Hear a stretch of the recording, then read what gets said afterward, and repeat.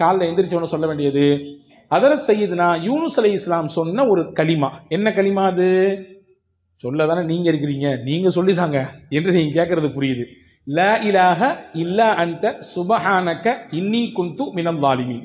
இது ஒரே ஒரு தடவை காலை ஓதினால் என்ன கிடைக்கும்? இன்னைக்கு உச்சகட்டமான நோயாக இருக்கக்கூடிய எல்லாத்துக்கும் இருக்கு, சின்ன பிள்ளையில இருந்து வயசான பெரியவங்களே இருக்குது.